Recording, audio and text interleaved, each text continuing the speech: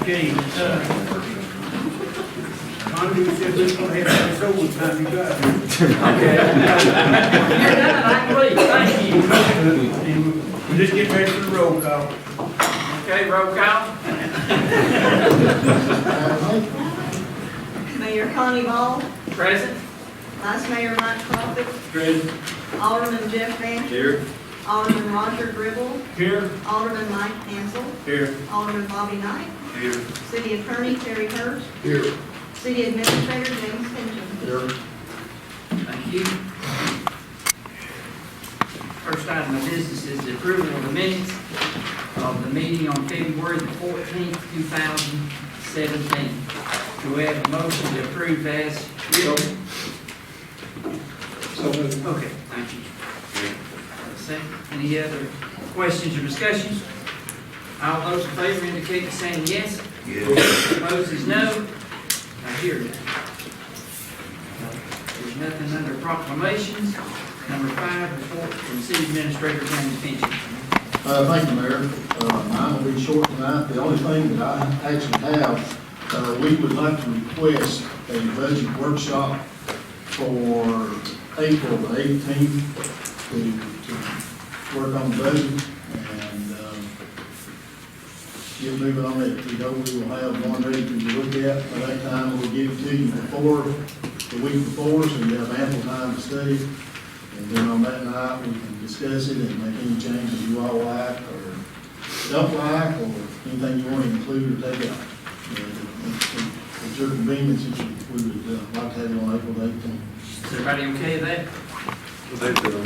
Tuesday, it's the Tuesday following, the week following the council meeting, following Tuesday. What time?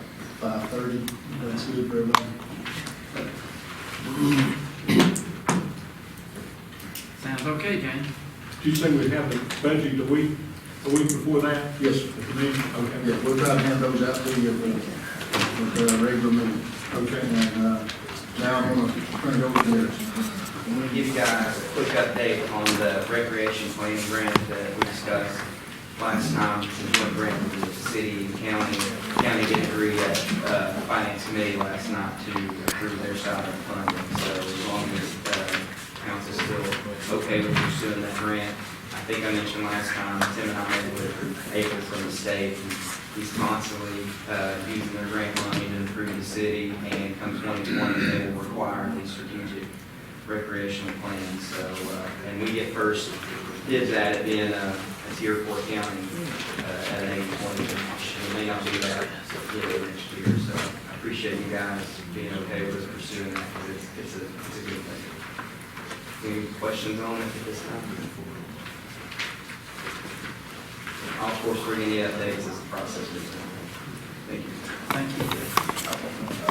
People asked me why Ray Snyder wasn't here. His mother passed away this week, so if you see him or think about it, it's something to keep in mind and think about Ray Snyder.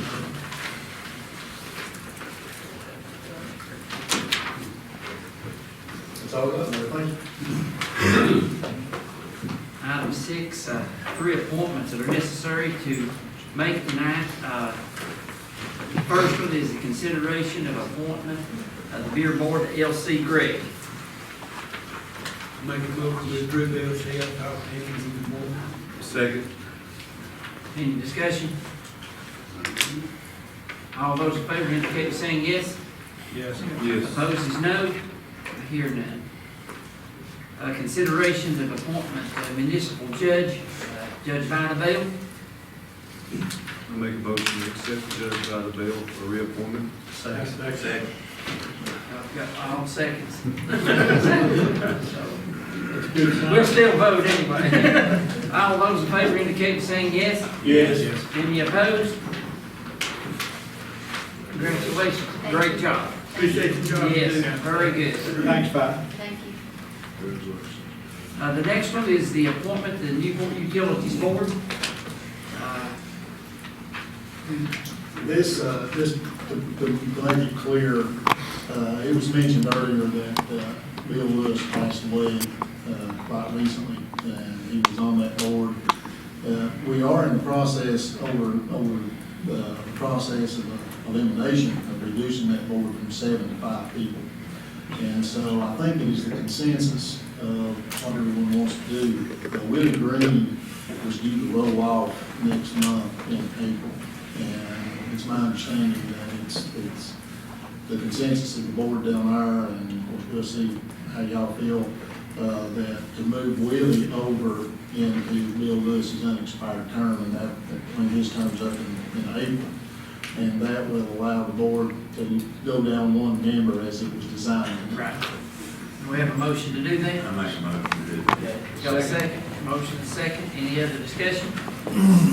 All those in favor indicate by saying yes. Yes. Opposed is no. Hear that. Item 7, report from Tanner Preservation Alliance. We don't have.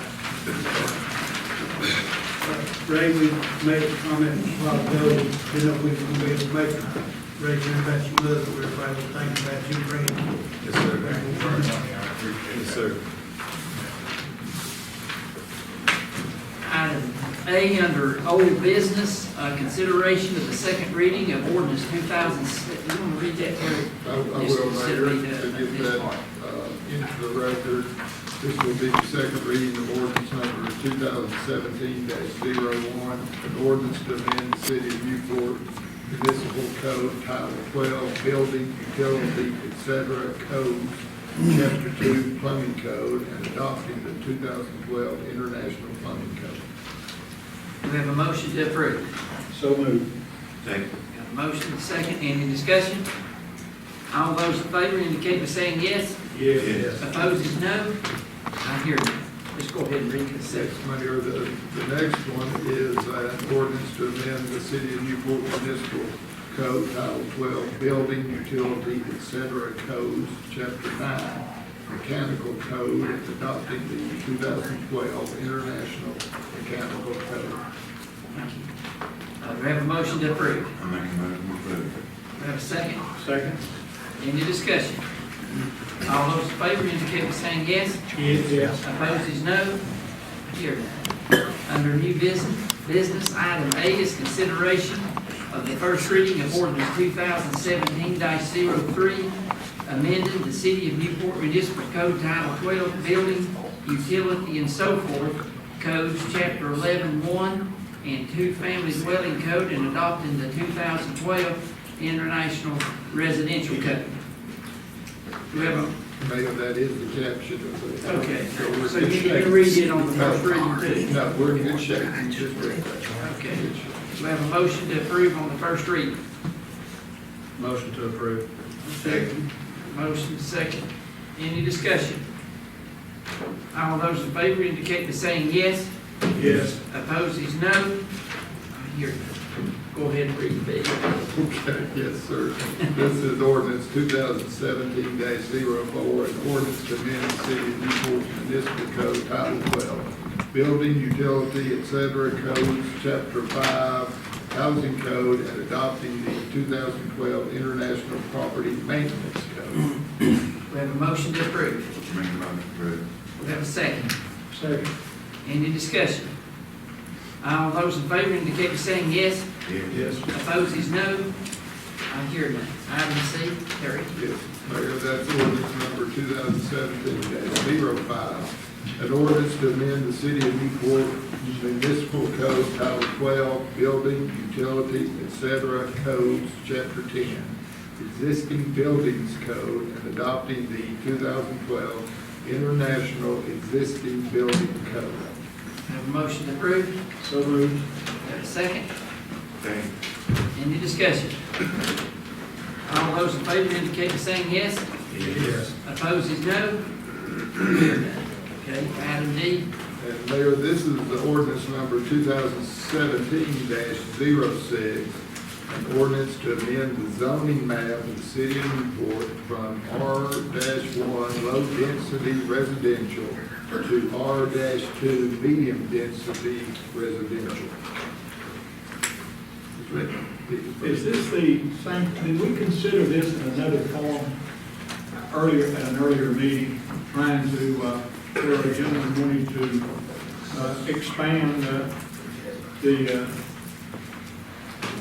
this to R2, and I thought we turned it down, and it appears it's coming back in another format here. Yes, I thought we considered it, and voted no on it. I just didn't that was understand.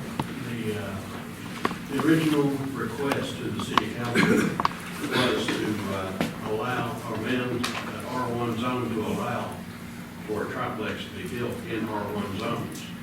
Yeah. This is changing the zone, this Terry Taylor specific zone out there above WNPC radio station, from an R1 to an R2 zone, which does allow for multiple units depending upon the amount of square footage in the land. Well, I think it's just going at the same thing that we voted on a different way. You know, and, we I changed we it. didn't have any problem with Mr. Baker, approved that. Well, this come out of the bill, out of the planning commission, and Mr. Griffin's right, the original one was sweeping across the city, and that was what you were objecting, because it was going to change, pretty much going to change the city-wide where they could do that. The way I understand this, and I was tied up at that, and I didn't get to sit in on the entire, I tried to sit in on the planning commission meeting, and I was tied up on something else, and I didn't get to sit in on all of it that day. But the way I understand this is just specifically for the location out there around Hawkins Street. It will not affect citywide, but only that one area, specific area right there. Is that correct, Mark? That's correct. Is this Hawkins, Bluegrass, all these streets over to Sulphur Springs, and Willow Street, and all that? It's that whole section in there. In that, Encompasses about 1, 2, 3, 4, 5, 6, 7 streets yes, that would go from R1 to R2. yes. Terry and his family own most of the property in there, but not all.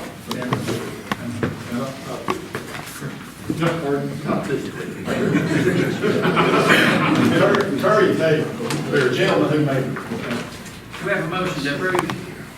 I make a motion to approve. Do we have a second? Any other discussion? All those in favor indicate by saying yes. Any noes? No. Roll call. Alderman Jeff Fancher. Alderman Roger Gribble. No. Alderman Mike Hansel. Yes. Alderman Bobby Knight. Yes. Vice Mayor Mike Profit. Yes. That's 3-2.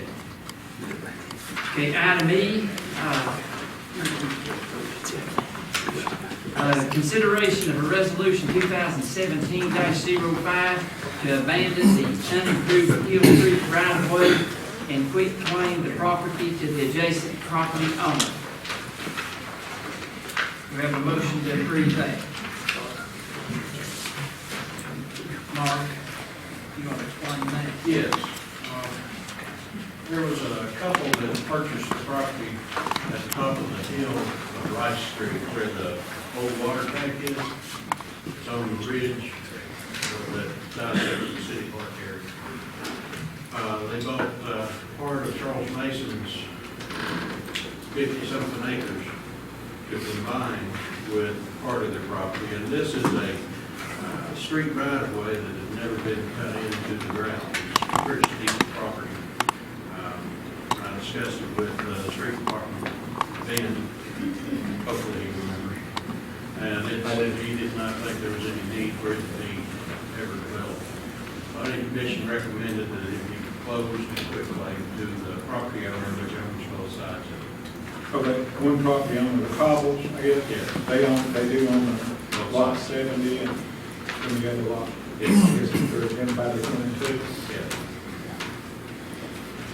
We have a motion to approve. I make a motion to approve that. Second. Got a motion, second. Any other discussion? All those in favor indicate by saying yes. Yes. Any noes? Oh, and this does require 2 readings and a public hearing. Okay. Item F is consideration of renewal of certificate of compliance for retail liquor store, Newport Package Store. Mayor, this is a state requirement, it's periodically, it's a routine. We have a motion to approve. Motion to approve. Second. Any discussion? That's never, there's no problems, that liquor store with the neighbors.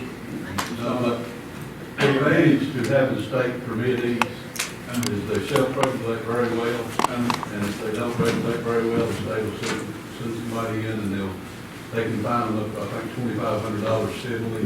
Yeah. So it's, state permittings are very self-policing.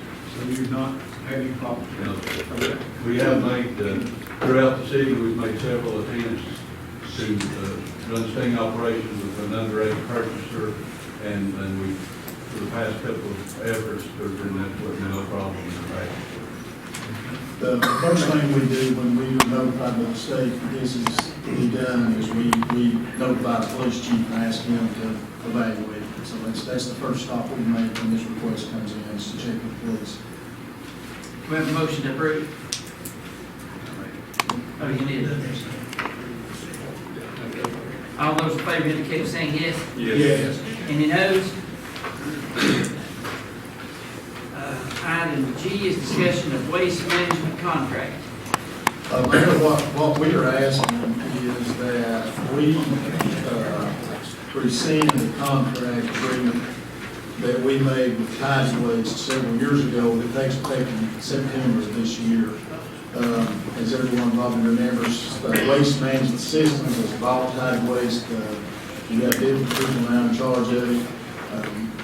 Ben has looked at this, I've looked at it, the new owners of Tidy Waste Management has looked at this, and there are things in there that none of us are happy with. We feel like that we would like to go back to the drawing board on that and negotiate a new contract that's in everybody's better interests. And so, in order to do that, we need to rescind the original contract before we renegotiate and have a new contract. We have a motion to rescind the old contract. I'll make a motion to rescind the old contract, being We have a second. Any discussion? All those in favor indicate by saying yes. Yes. Opposed is no. Carried. Thank you. Item H, discussion of stormwater study. Thank you, Mayor. Gentlemen, since I came on board here with the city, I've been trying to identify areas of potential growth and improvement inside the city limits. And one of the first things that I identified and that Mr. Finch's allowed me to work on is the downtown area. Any vibrant town has a healthy downtown, and so identifying the issues that currently plague the downtown and trying to amend those would be the proper way to go about improving the downtown from the ground up. And one of the first things I think we need to focus on, and you gentlemen graciously gave me the go-ahead to commission this study. Hey, now. Commissioned this study a couple months ago, and so in front of you, you have this immaculate 33-page document that my friend Dave Wilson has prepared for us, and he's actually here to hit the highlights of it and answer any questions you might have about the study. Thank you, Gary. Thank you. My name is David Wilson. I'm a principal engineer with the firm of Matter and Gregg. I'm in Johnson City. Thank you for the privilege of being able to talk to you about this report. We're going to have a presentation next Tuesday. We all do have copies of it. If you have any questions or references, did have the pleasure to work with both Gary Carver and Ben Higgins to put this together and put together a good little document that we can use to highlight some of the main issues and maybe look at going forward in the future. Try to secure others like those issues, which are also discretion. Basically, this study did, what we did look at in the area is the downtown area, Broadway, Main Street, and the perpendicular streets. Was the area considered on the Mississippi River. As you all know, that area is at the bottom of the city drainage shed. It's about 300 acres total. And it has developed over time. As it's developed, the infrastructure was placed downtown was not changed out or upgraded as the developments took place. So over time, you have pipes that can no longer take the flow. And downtown, you have many areas where you do experience certain problems. So looking at the railroad itself, that does serve as a barrier we're in the middle of the town, in the middle of the city, that restricts flow. And wherever you have conveyance under the railroad, we use that as the basis for a drainage area. So we had seven separate areas that we identified, and we came up with acreages for those and peak flows that we estimated for those to go forward in the study. As we looked at this, we also walked the downtown area and took advantage of aerial mapping that was available to do some schematic mapping of the storm sewer system as it is today, and then we used all of that, this information, to make some recommendations based upon problems that you all do experience downtown. Primarily, we came up with, of course, the community had issues throughout the town. You drive around today, you'll see water standing in many locations, and from mud hole to on out the western part of Main Street, there were several areas where I drove around today. But basically, the three main issues that arise to what we really consider public works types of projects to eliminate these are the flooding that takes place at the intersection of 341 Main Street.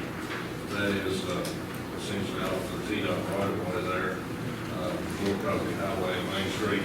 Significant amount of water drains shed of about 133 acres running down that point. It flows through a box culvert under the railroad to the river. From what I understand now, from hearing again, there is local flooding there certain times of year, and there has been extreme hydraulic conditions observed that manholes have left their seat. And of course, anytime that happens, it's not only a nuisance, but it's dangerous. So that was the first issue. The second issue is there are a couple areas of local flooding in town. Both of those are at the intersections of with Broadway Street. Specifically, that's at McMahon and Broadway and North Woodlawn and Broadway. And just from observing, I would say we're several inlets that have worked to try to drain the water from those areas. And maybe with some success, but the local issues still occur with some relative frequency. The third issue is the actual infrastructure that drains that area goes under some existing buildings. One time that probably was not the case, but as the area is developed, they need to get overdone. So that makes it very hard to maintain, almost impossible. And Gary, I know you all had a recent issue, I think you had to do some cleanup because of that. So anyway, to looking at ways that we can address those issues and in the future with any development of the downtown area and improvements, we came up with what were essentially 4 projects, A through D, and I've got a page 27 shows those overall projects, and those are in no specific order. We just went from west to east, basically with A, B, C, and D, and we're looking for what we would need to do. We think that these projects, if properly designed, number one consideration, of course, the proper design, and is our conveyance under the railroad sufficient to convey the water? So a real study of any drainage areas in the future when we look at proposed improvements, and then making sure we're picking up the river forward to go into the river to different locations. So basically, I'll briefly touch on these. A was to get rid of the flooding that occurs at North Cosby Highway, East Main Street. We believe that the city, if they do tackle that project in the future or choose to tackle it, you would receive considerable consideration from TDOT. Most of that water comes off the TDOT highway. In here, I recommended to Gary that before we do undertake that project, we would go to TDOT and explain the problem and see what the systems we could go on. Essentially, that would be the installation of a new junction box at that intersection and new piping over to another new junction box that we place on the roads that go to the river. Project B would actually be the installation of new piping and inlets on the north side of East Main Street back to a new junction box on the pipe that you recently placed under the river. And Gary, I'm not sure the actual time when that happened. It was the last time the city had a project downtown on new piping under the river. How long ago did we do the outlet at Wall Street? It's been about 7 years. So that would be piping along East East Main Street to connect to that, to get water out of the downtown area quicker. The third project, essentially Project C, has the same intent to get to new piping, to get to the crossing of the river at Wall Street, and it would eliminate the piping, the 3x3 box that goes under the existing buildings. Now, actually, I will make a recommendation at that stage, we would essentially, and that's in case any building leaders are attached to it, or there's any other drains we're unaware of. However, we would go down or north on North Jefferson and then west on East Main Street where we get to that crossing under the railroad to the river, the way that flowed. And finally, the last project is specifically intended to get rid of flooding issues at Broadway, North Woodlawn, Broadway, and the Ham. And that involves piping systems that go down each street to hit East Main Street, and then a new culvert under the railroad to the river at North Woodlawn Avenue. We did come up with cost estimates for each one of these, and they're summarized, but one of the main considerations is that the city of Newport through Gary has been looking at community development block grants to try to fund this specific type of projects, working with community development partners, and to basically put together an application. So this preliminary report was used for that, and we specifically tailored one of these jobs or a portion of one of these proposed projects, Project D, and it was called Project D Alternative, which is shown on the correct page.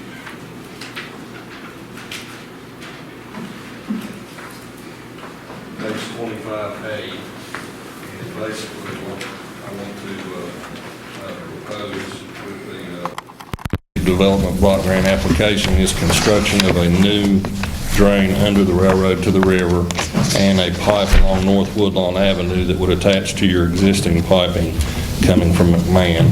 That would be the first step in this project that would ultimately, we hope, considerably relieve any flooding that occurs at those locations. That project was tailored to available block grant funding. And our last page, which is page 32, is an estimate of cost. And we came up with similar estimates on preceding pages for y'all to look at it, and if you have any questions. We estimate that the total project cost would be $380,000 for that project. Block grant is in the amount of $315,000, and the match would be by the city if it were successfully approved.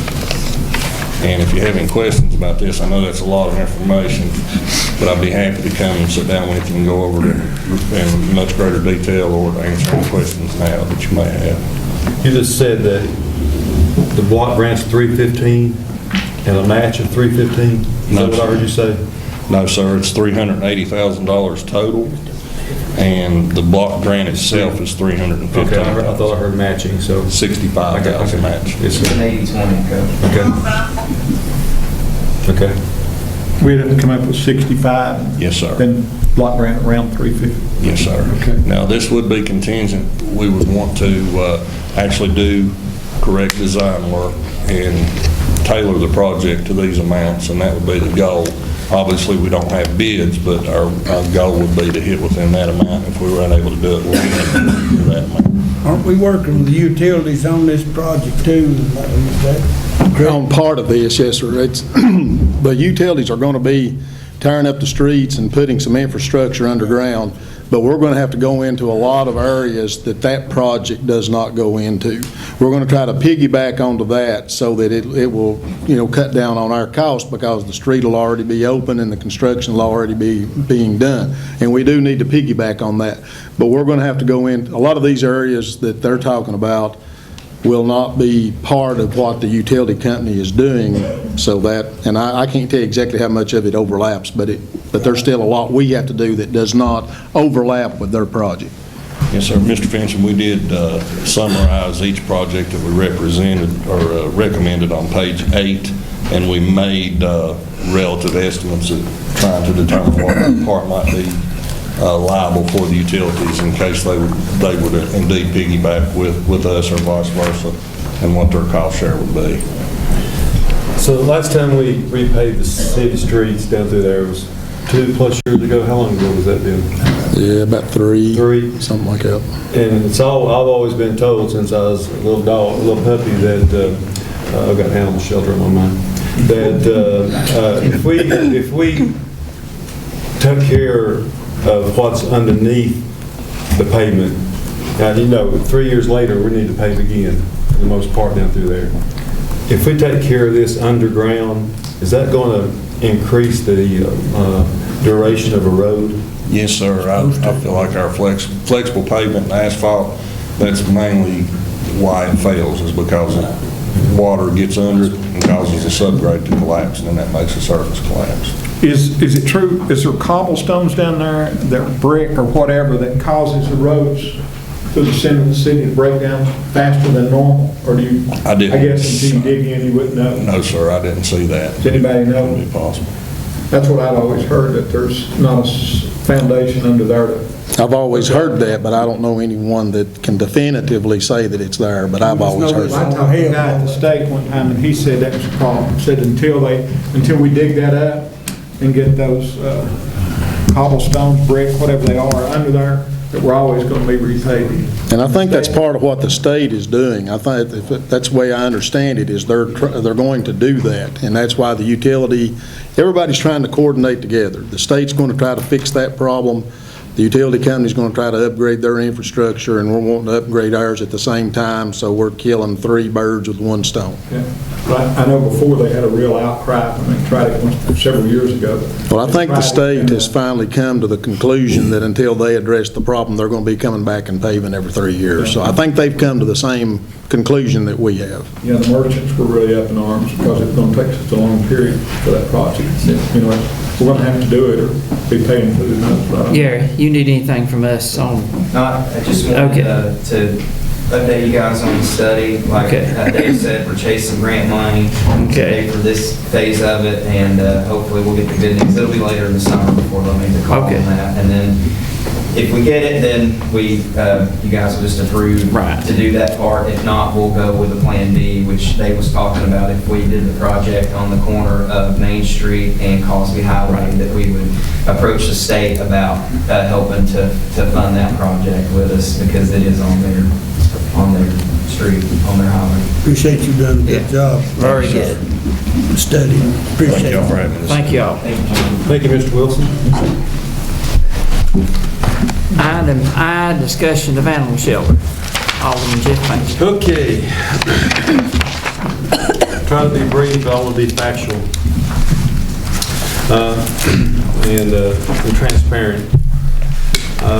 You know, the more I get into this animal shelter situation, I really scratch my head of how this whole animal control and animal shelter and its outside agencies that are involved is operated, and more than anything, how the city is being the total main player in this whole operation, with little or with help from the county. But when you study it, it doesn't make much sense at all how the funding versus the city versus county. I've been in. First of all, I want to also say this, Maurice. How much trouble do you have when doing your job with animals in a house? Do you policemen handle it, or do you have to call animal control to be there with you? Is that a problem? And how do you handle that? It's 2 phases. If it's a traffic stop and the lone occupant of the car is arrested, excuse me, I apologize.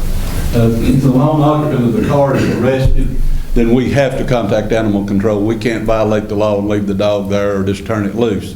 And the same situation, if we go in to serve a search warrant and make an arrest with an arrest warrant, and the lone occupant is the caregiver for the dog, or if the dog is violent and aggressive, then we have to call animal control in, either to take custody of it for its own safety or to protect us if it's a violent or aggressive animal. Do we have officers that are animal trained, so to speak, for lack of better terms? We are mandated by the state to, every 2 years, we have to address working with animals, and that comes out of a situation where an animal was killed where an officer thought it was aggressive, shot it with a shotgun, and then almost became mandatory training.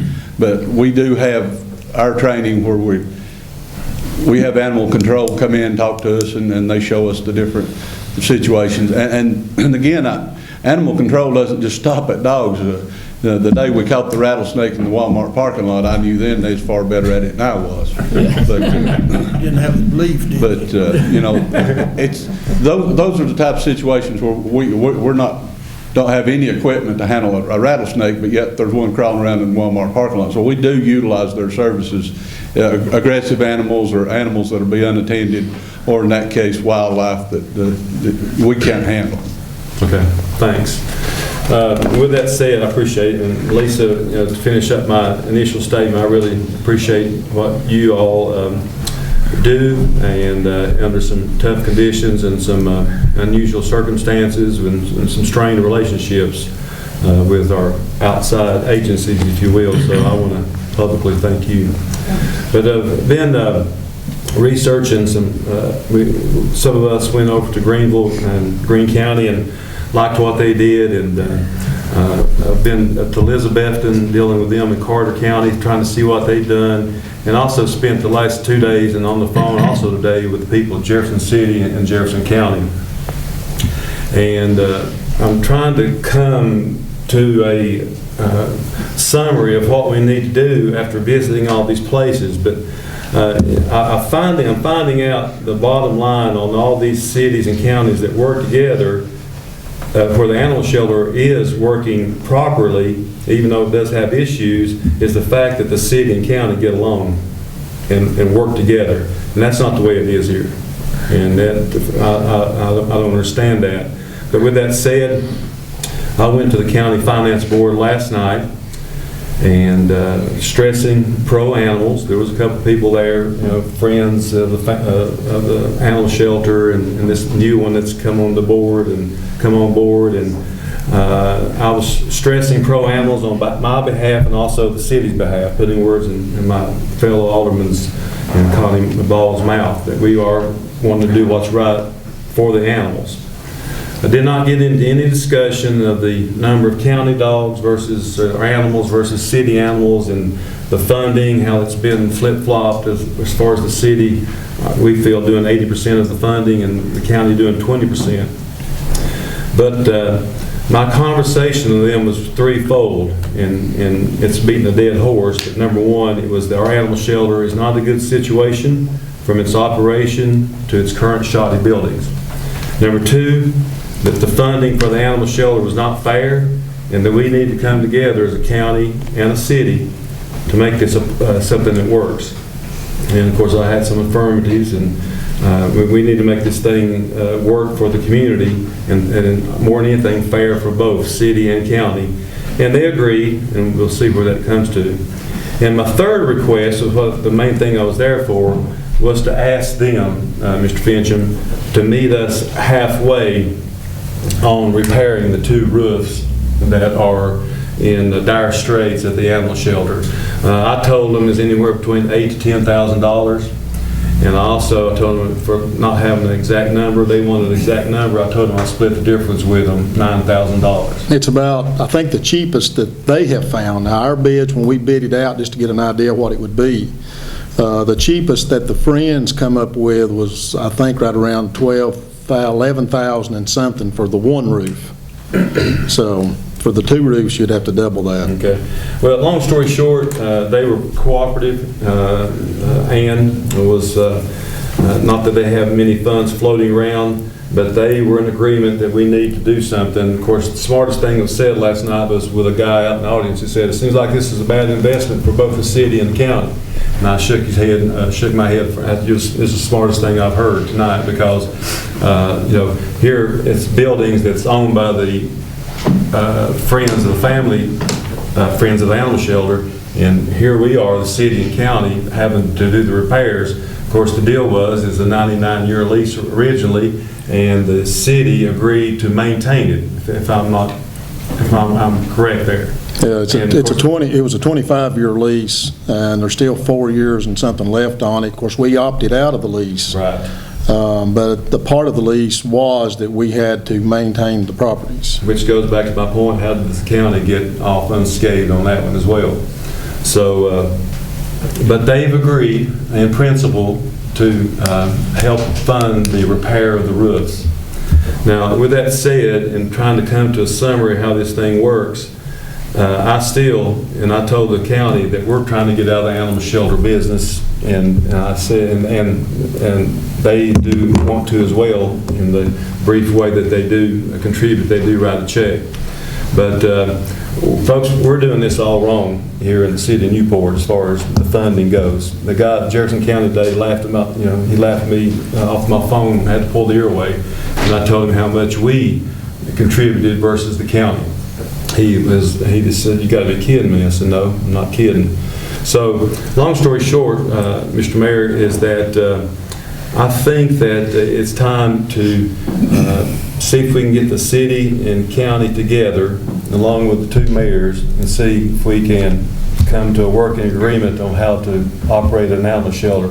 But with that said, I also think it's time to come up with a animal shelter board of control, board of directors, if you will, not funded, but with some veterinarians and some people within the city and county that want to see this thing work. Jefferson County, they get funding from the city and county, but the most of their stuff is done in Carter County as well, from the Humane Society, them going out and doing fundraisers and knocking on people's doors. So I'm not ready to make a motion or anything such as that, but the bottom line there is this: we've got to get city and county together in a fair playing field for both parties, and also get some outside agencies that are, I use the analogy, it's something that seems like to me, Lisa, the inmates are running the asylum up there, but all these people are telling you how to do your job. I think it's time that we get an outside agency that's strong and solid and that will work with the city and county governments to come in there and make this thing work. But on a short-term basis, I think that we need to get this estimate for these two roofs and proceed with asking the county to help us. But the last thing I want to say is, and it was so crazy, I was sitting in school today thinking about this during my planning period, and I think it's time that we, as a city, match what the county's doing. And if I do my numbers right, and it's funny that James came up to me with some surveys, not survey, but some work he had done, we could save the city $100,000 plus. $170,000 with his numbers. I was going to 100, 120 to 150. If we back down to what it doesn't do Lisa any good, but if we back down to what the city's doing, and with a strong Humane Society in place, let them do their funding the way that these other counties and cities are doing. It seems like it's working in other places. Why can't it work here? So it's not a recommendation, but it's something I want to talk about in this workshop, is until we get a stronger base of Humane Society, I think it's time that our contributions over $200,000. I'm saying let's cut that down to about $100,000, and that's still more than the county's putting in. If there's 60, the budget I tell these other cities that we're operating on here in Newport and Cobb County is around $440,000. They laugh. They're in disbelief. Y'all should have a Taj Mahal over there for your animals. And it's also a consensus that they're in disbelief that we're keeping animals up to 6 months, and where some others, Green, Jefferson, 3 to 5 days, they're out the door going somewhere. I don't really know what their procedures are, but I'm ready to come after all this work, Mr. Mayor, to come with a plan. But I also need some discussion from you guys to see if we need to put these roofs on these two buildings with the animal shelter, or do we need to close one of them down now and put roofs on one of them? If we don't take care of both those buildings, the county agrees that it's going to be more of a laughingstock than it is right now. And I told them I wouldn't work there I don't think you'd want to work there, and I don't think many of your family members would want to work there as well, especially volunteers that deal with the animal shelter on a day in, day out basis, because it's unsafe out there. Would I be safe in saying that, especially the roofs, Lisa? Yes. So it's time, for the rubber to meet the road, and as far as this animal shelter goes. But, I asked for your input on, the guy out in the audience said, this sounds like a bad investment, putting roofs on 2 buildings we don't even have a part of, but something's got to be done, and, it's sooner than later, as far as that goes. I want you guys' input before I like yours, like you said, you don't vote on anything tonight, I think it's just something to be thrown out there, but I like the way it was set up. Something we discussed about how we split this made a lot of sense to me. When we meet together, you bring that proposal. Well, the city opted out of the contract, Right. and I don't know what the shape was, shape the animal shelter in was prior to that opting out. But I think a lot of the deteriorating conditions, and you've been out there since the opting out, and all the roofs leaking, and see where we're at now. Yeah. But I think a lot of that, when we opted out and didn't fix it, a lot of that put the animal shelter in an area of disrepair, and it's gone downhill since then. I mean, when you opt out of the contract that you had, then it's been a quick slide down, and we got out of the roll and rescue at the same time. And those two things, hurt cash flow, and they also hurt the quality of care we were giving to animals out there. And you could blame that on the animal shelter, blame it on us or whoever, but together it's in the situation it is now. And I think we've got to, the animal shelter, friends of the animal shelter did some things wrong, they did some things right. But and funding is a thing that I think the city just drifted into to fill a void that was there because the county didn't want to do it. I grew up here just like you did, and there was a time there wasn't anything significant going on because the county wasn't going to take any lead in taking care of animals or putting up an animal shelter. Well, that's I tell you can get into a problem quickly in a city that has no animal shelter or an animal shelter that's dysfunctional. Yeah. That's where we're at right now. Well, we'll go back to beat this dead horse. 80% of the animals are coming from the county. That's right. We're doing 80% of the funding, and I'm not very smart, but that's not good math. Yeah, that's true. And but it's one of those necessary evils. If we turn around 6 months and both those roofs fall in, who's going to be the bad guys? Yeah, that's right. Sitting right here. If we continue to pull out of it, and then we're going to have the problem's deteriorating every day. Yeah. And we're going to have to do something. And I don't know how fast the county will be willing to move, but if we pull out and say, okay, you spend $100,000, that's all we're going to spend, then we don't have a facility to make up that other money right now. And so that means that we're going to have a real problem with animals in this county, more serious than we've got now. And it'll deteriorate fast if we only put 100 in it. I don't think that would force the county into making it, because I think they'd just step away from it and say, we're not picking up your mess. But the it's going to have to be our budget, before we meet, or the minds meet. Our budget of $440,000 to run the animal shelter, like I said, it's laughable. Even in Carter counties, we're three times in a sense bigger than us as far as population goes. Couldn't believe it. Jefferson City, Jefferson County is getting ready to build brand new animal shelters. Mm-hmm. It's all based on what the Humane Society did. I think there's a lot of moving parts, but our moving parts are the Humane Society. We're not getting much help from there. Right now it's a stagnant organization, from the Friends to the Roll and Rescue to whatever the case may be. But it's one of these deals. It's a necessary evil that it falls under our leadership. That's right. And I hate, I'm against putting one more penny into this, but if we can get just a little bit of cooperation from the county, I have to bend my statement just a little bit. We've got to do something, or it's going to be open air animal shelter. Well, it's going to continue to balloon. Every year the cost of doing business goes up. And so if it continues on the path it's on, it's going to be at $500,000 in just a short matter of time. Now, to make one thing perfectly clear, so there's no misinformation or misunderstanding, The roofs do not leak. The roofs are not leaking. You know, we keep hearing that the roofs are leaking. The roofs are not leaking. The roofs were improperly installed when they were built. They're tin roofs. The animal shelter sits outside the city limits. The property adjoins the city limits, but it is not in the city limits. So it did not have to have a building license. It does not meet city codes. If it did, you wouldn't be having this problem right now. The roof, it's a tin roof that was not properly installed. They cut corners. They didn't put the insulation under it that you're supposed to put, and this causes water to condense on the bottom of the tin and drip down. So the roof is not leaking. It is a water problem. There's mold issues. Yes, sir. It's a condensation problem. It is not a leaking roof.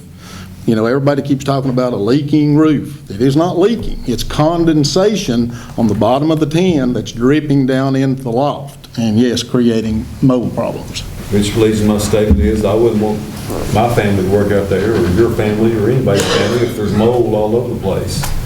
So, you know. I think it's obvious the contract was heavily one-sided, but it's hard to get all the parties together to try to have a logical conversation about it. And I would point out one thing also about the Jefferson County situation. You've got local municipalities over there too, so you're going to have more money in the pot.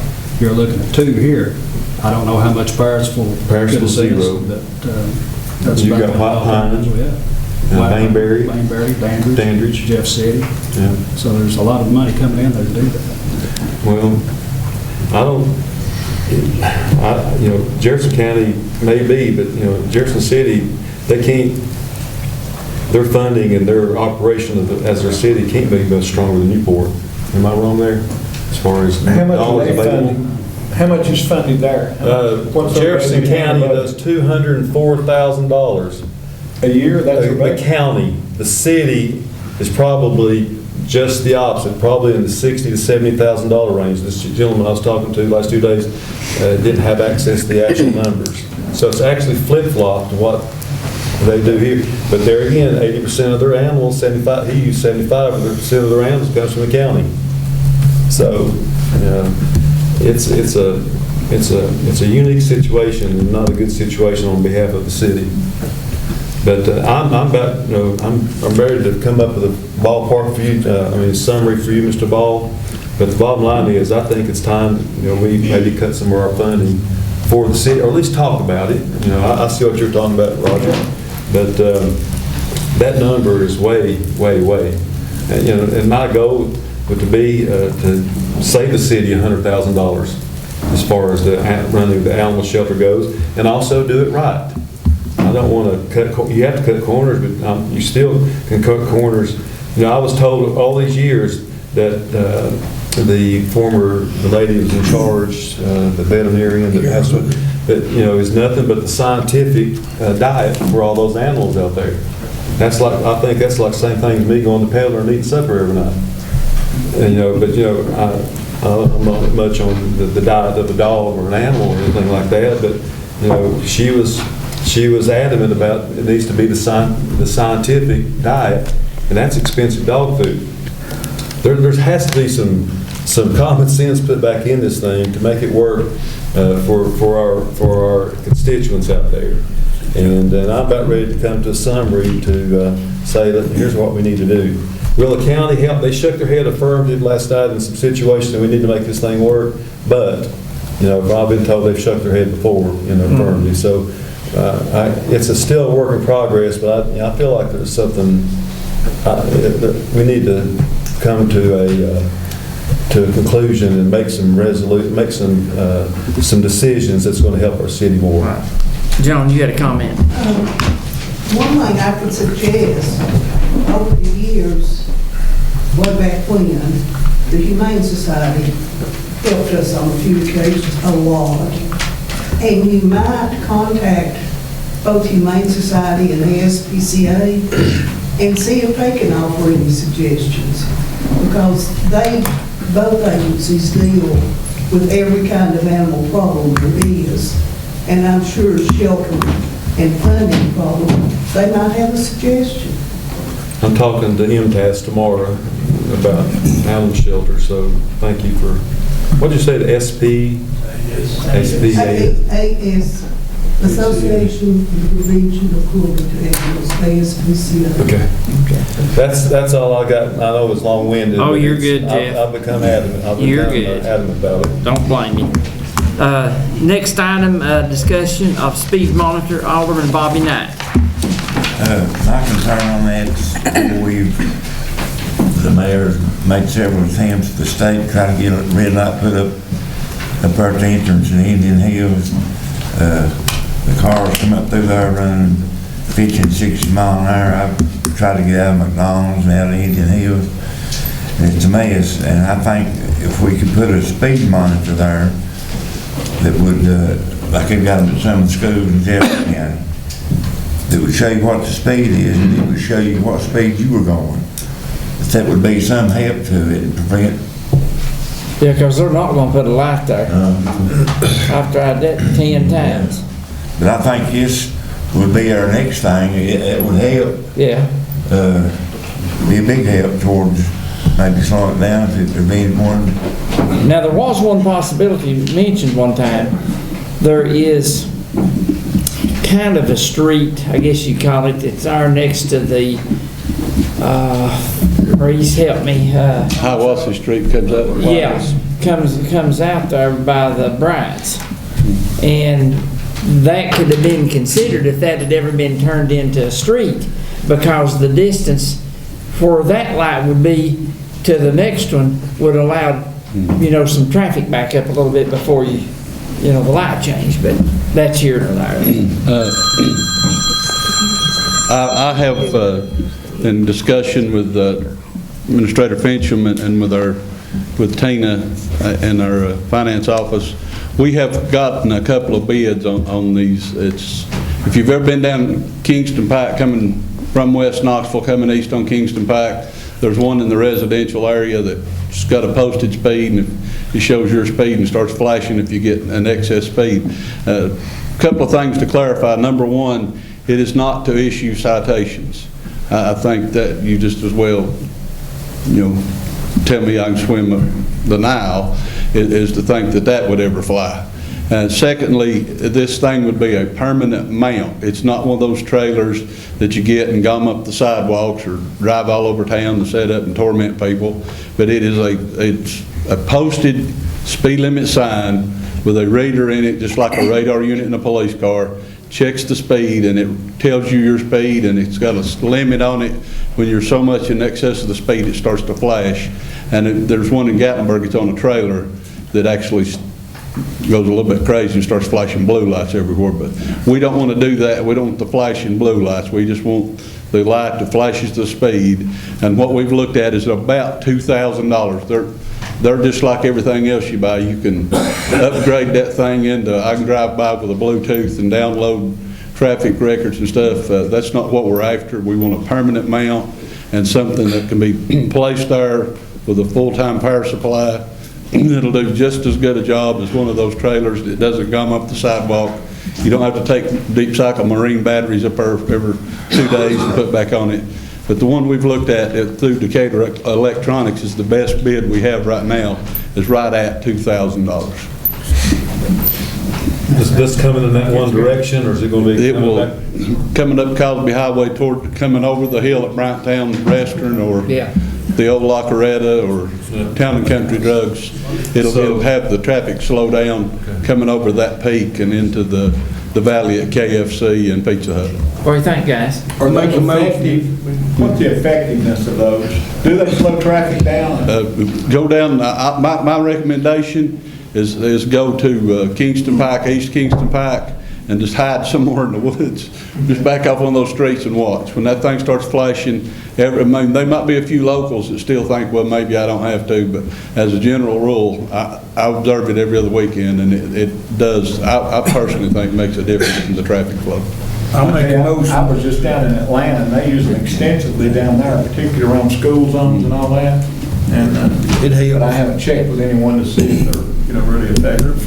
It's just like any other thing you buy. I mean, I can buy a watch that tells time, or I can go buy a Fitbit and it tells you last time I ate and how far I walked since I ate. But we don't need all the bells and whistles, we just need enough bells and whistles to be efficient for what we're looking for. What's the size of that? I mean, It's an 18-inch display, I'd say 19. 18-inch display. I don't understand why the state's so anti-red light. Traffic I mean, count is, they took the one down at Jefferson, Ace, the lady that just built Ace Antique, she's gone out. The people that on the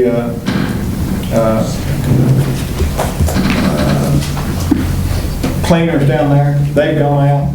And I know part of it was health, but a lot of it was they just weren't making money because people, you couldn't back out on the street. Now we don't have a cleaners anywhere. well, If they'd left us, if that light had been left alone, that would have been 2 or 3 businesses. We've lost everything in that block now except for one business. and those, again, that state highway traffic light is based, it's a mathematical equation, traffic flow, how many times it has to stop traffic for a single car versus the situation where a traffic marker might have to let 5 cars out.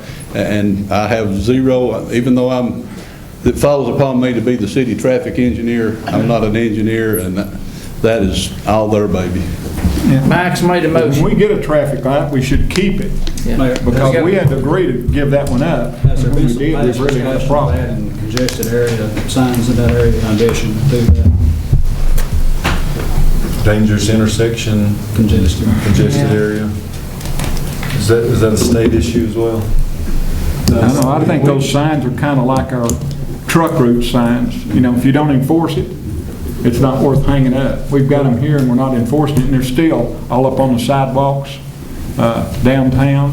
Those 18-wheelers never follow it. Well, And they say they've got load shift or the GPS they don't go, but we don't take it. Of my agency, I will tell you that we are not enforcing, because we were told by the state of Tennessee that that's a suggestion, not an enforceable truck route. So it's not that we're failing to work, it's just that we've been told by the state. It's sort of like, boo howdy, you go this way, but this is still open. Well, I don't see how other towns enforce a truck route. Why is ours not enforceable? What do we have to do? If it's a state truck route, and we have an ordinance that prohibits 10-ton weight limit on a city street, but the state truck route turns a 65,000-pound truck down a city street. Yeah. It's effectively saying, violate the city ordinance and go this way, but this is still the state truck route. If it was 2 city streets, I think the city would have full authority to say, this is a city street, you can only travel this way.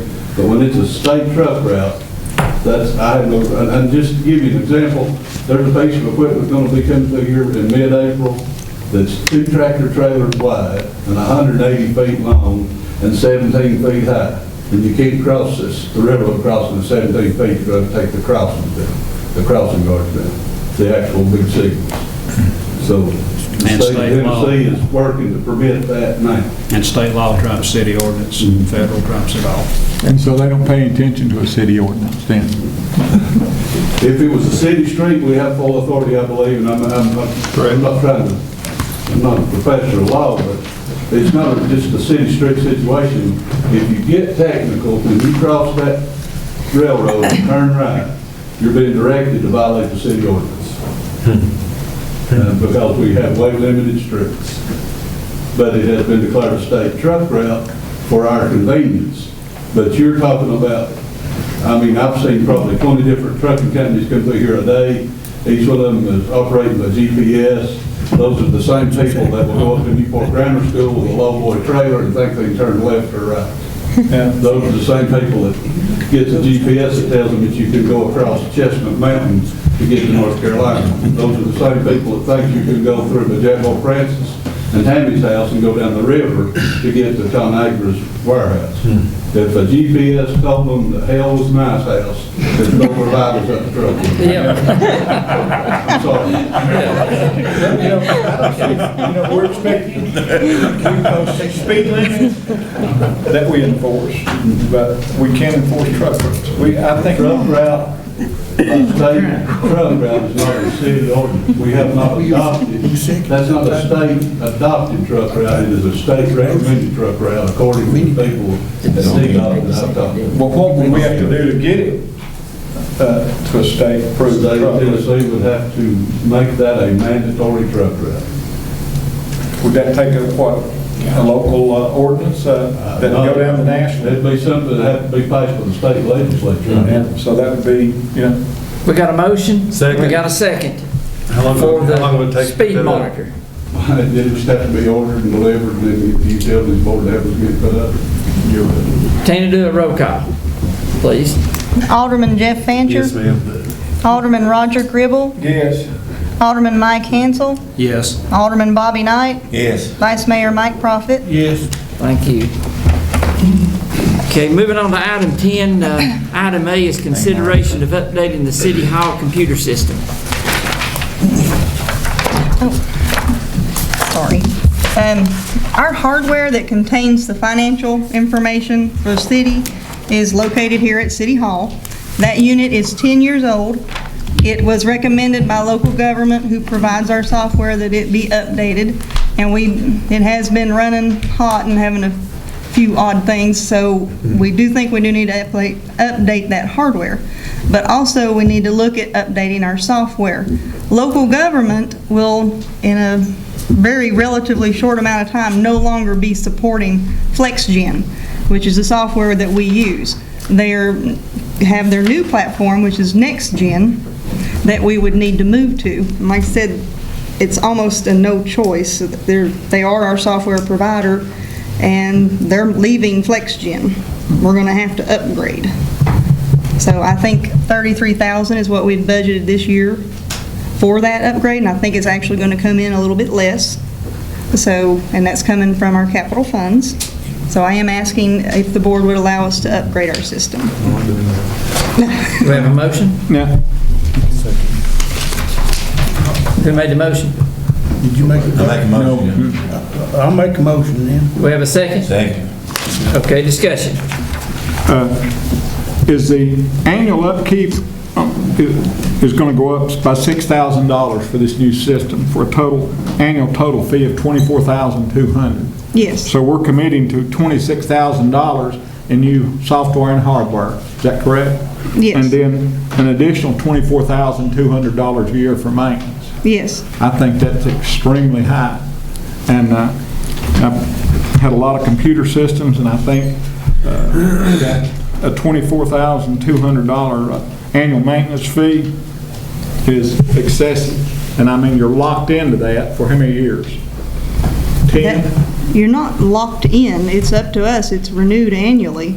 If you wanted to look at other computer systems, that could be running into a little bit more money, actually, I would think. Well, I'm not saying, I just think To that start. all I'm saying is $24,200 to maintain a $26,000 system is excessive. I'm not 100%, but I think local government is a subsidized company, Yeah. which is why we can get the actual first-time cost at this rate, Yeah. which is much reduced than what you would find on a normal market. That's what you want Yeah, in this program you talk about, that's what you work best with, is that correct? Well, it's the only thing we have. This system has all the data for City of Newport that relates to any financials, our property taxes, our payroll. I mean, it houses everything beyond what maybe, say, like the police department, they have a system. Any other discussion? Roll call. Alderman Jeff Fancher. Yes. Alderman Roger Gribble. No. Alderman Mike Hansel. Yes. Alderman Bobby Knight. Yes. Vice Mayor Mike Profit. Yes. Thank you. Item B, consideration of internet connections for the use of computers for the police vehicles. I'm going to utilize a term that my former deputy chief taught me, industry standard. We have to meet certain requirements for our mobile data terminals, which are computers in the cars. And those requirements are that we have to go through the TBI, we have to go through their protected servers, we have to have our guys certified to operate them, and then these computers have to be, so just anybody can't jump in and run them. So this is the basic operating system and the fees to be able to, our guys to be able to run somebody in their car, tags or whatever they can. And first and foremost, our goal is to take a lot of that load off of dispatch. And secondly, we are working with 911, who also co-sponsors this and pays part of the cost of it. So this would be our half, the upfront cost of buying the license and stuff, you can't get around. The state requires them, and once you're licensed, then you have to have your data transmission ability through our card, and then each person has to have a license and be a trained operator. We have a motion to approve. Motion to approve. Second. Second. Any discussion? Roll call, please. Alderman Jeff Fancher. Yes. Alderman Roger Gribble. Yes. Alderman Mike Hansel. Yes. Alderman Bobby Knight. Yes. Vice Mayor Mike Profit. Yes. Consideration of purchasing radios for vehicles. That is actually a misnomer. It is portable radios, side carry radios. Again, I've had to do this today at the 911 board, and I want to clarify, this is not a digital transition. We're not going digital the day that we get these, if you all are gracious enough to help let us purchase them. This is a digital capable and analog capable radio. We have a digital and analog capable $10,000 repeater in a location here in the city that transmits our signal for us. And it is the Kenwood brand. We are looking at the state bid to go to the Kenwood radio, which is automatically compatible. To give you a little understanding, the radio I carry today is totally analog. That one, if I'm on analog and my system went down, I still have the ability to go to channel 2 and be a digital operator. That is a better system overall, but we're not looking at going to that right now because we want the entire county to do that when that becomes mandated. I will tell you that a radio that is manufactured after 1/1/2017 has to be what they call 625 capable, and that is to be able to operate on this digital frequency code. So what we're looking at now is we have so many antiquated radios. We're robbing Peter's radio and paying with Paul's pieces and trying to make somebody else a radio. When we're sending them for repairs, they're coming back beyond economic repair. This is the state bid. It's a Kenwood radio, matches our system. And one thing that I was made aware of last week, there may, unless it's dropped off, there may be a $50 per radio rebate that the city can file for. And also Lisa was trying to get her radio, getting one of those too, and they've allowed her, they're going to just pitch her radio in and program it for free just as part of the deal. So this Is that within your budget, Chief? It's within my budget.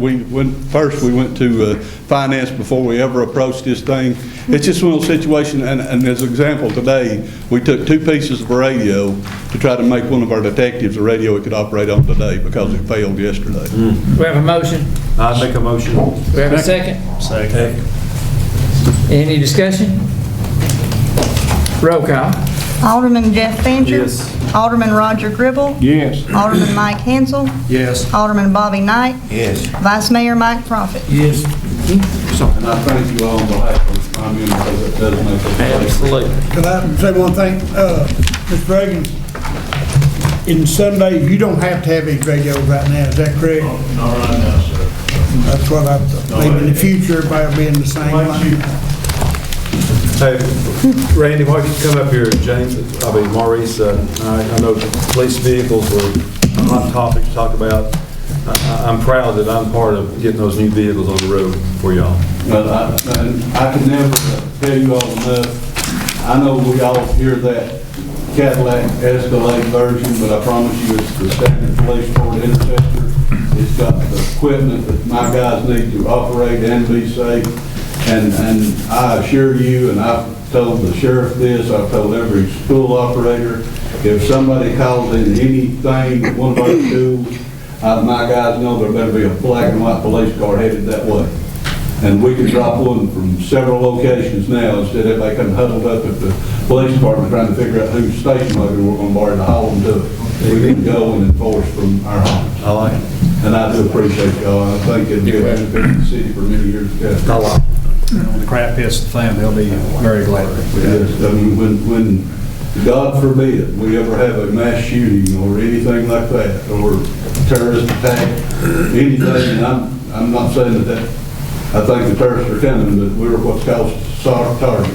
If somebody come to do something here to make a big mission, it'd be so they can go blow up Oak Ridge, and we all know that. But if that happens here, if there's a major flood, the dam fails, all those things that we have contingency for, our guys can come and be there immediately. And I can never thank y'all enough for the efforts put into this. That's one thing I hope people understand.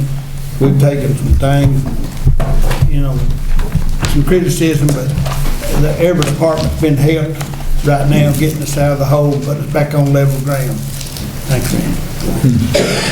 That was a good question, Coach Prophet. Like Chief Schultz, when our radios have went bad or whatever all along, only 2 of my trucks are not digital capable now because when one went down, we bought digital capable. Our repeater is digital capable. Our portable handheld radios are not. But if, like Chief Schultz says, when the county totally decides we're going to have to go to digital or we're mandated to, I'll be standing here just like Chief Schultz was, and I'll be asking you for portable radios. Right now, ours are in good shape, and we feel like, you know, and if this one breaks, then I'll have it in my budget to go buy another one. But if I buy another one to replace this, then I'll go ahead and buy a digital capable then. But right now, we're fine. Appreciate the job you, everybody does for the city. We have comments from citizens? Do we have a motion to adjourn? Make a motion. Do we have a second? Second. All those in favor indicate by saying yes. Yes. Opposed, no.